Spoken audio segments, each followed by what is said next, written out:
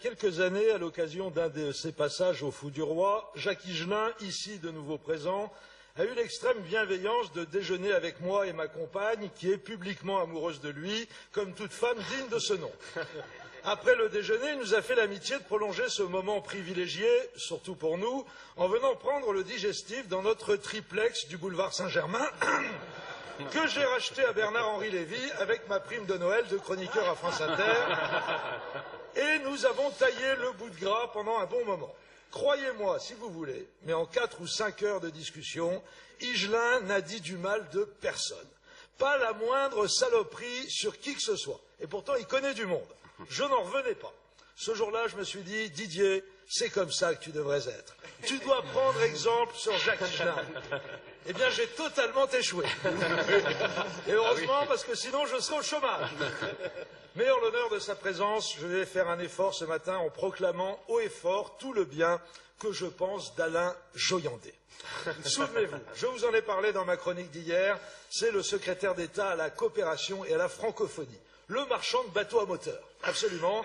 Il est propriétaire d'une société de distribution de bateaux à moteur, tout en étant le maire de Vesoul, la célèbre station balnéaire mondialement réputée pour son port de plaisance.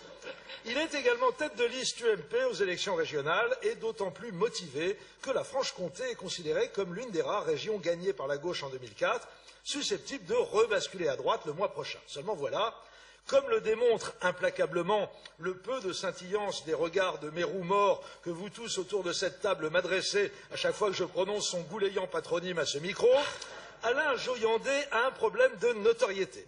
Normal. S'il est avéré que beaucoup de gens ont voulu, veulent ou voudront voir Vesoul, il paraît également établi que le maire de Vesoul, tout le monde s'en tape. Ce qui ne l'empêche pas d'avoir une niaque qui fait plaisir à voir. Rien que le nom de sa liste régionale est un pur bonheur. Franche-Comté, saisis ta chance. Ouais, et ta chance, elle s'appelle Joyandet.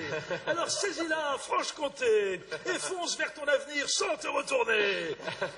Disons-le tout net, un type capable de faire du pognon en vendant des bateaux à moteur à Vesoul ne peut que susciter une adhésion massive chez tous ceux pour qui les mots esprit d'entreprise ont encore un sens.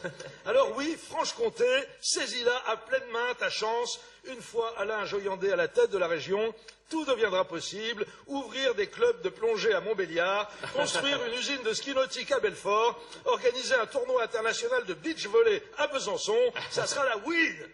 Ce qui est bien avec Joyandet, c'est que c'est un sarkozyste pur jus, plein pot, totalement premier degré. Bref, donc nous disions que nonobstant la prestigieuse aura dont il jouit en tant que premier magistrat du chef-lieu du département de la Haute-Saône, Alain Joyandet souffre d'un cruel déficit de notoriété au niveau national. Déficit qu'il a décidé de combler en tirant profit au maximum de sa présence relativement incongrue au gouvernement. Je rappelle qu'il a été nommé secrétaire d'État à la coopération et la francophonie en remplacement du malheureux transfuge socialiste Jean-Marie Bockel, licencié de ce poste par le président Omar Bongo de son vivant. Moyennant quoi, dès qu'une caméra pointe le bout de son objectif, Joyandet se rue dessus comme la varicelle sur le haut clergé irlandais. Il nous avait déjà fait beaucoup rire lors de la libération de ces 2 jeunes filles originaires de Besançon et incarcérées en République dominicaine pour transport de cocaïne.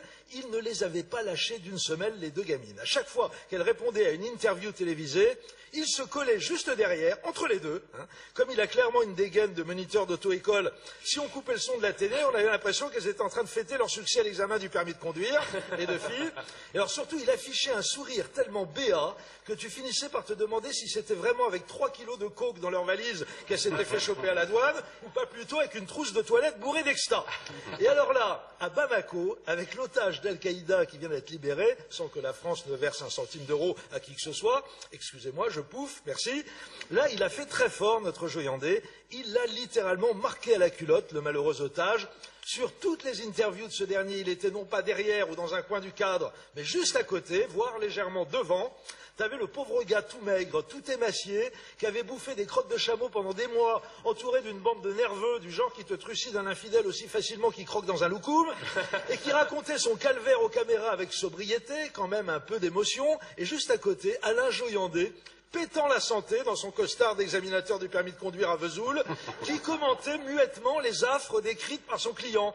Par exemple, à chaque fois que ce dernier racontait qu'on l'avait pointé avec une kalachnikov ou menacé de l'égorger au couteau, en se passant le pouce sur la gorge pour illustrer son propos, t'avais Joyandet, face caméra, qui opinait vigoureusement du chef, en fronçant résolument les sourcils, histoire de bien montrer que ce genre de situation, il connaît. Il avait l'air couillon, le Joyandet, mais couillon, mais bon, à force, il va finir par devenir connu, ça c'est certain. Bon, il sera connu comme le grand couillon de Vesoul qui fait des grimaces derrière les otages libérés. C'est déjà pas mal. Bon week-end.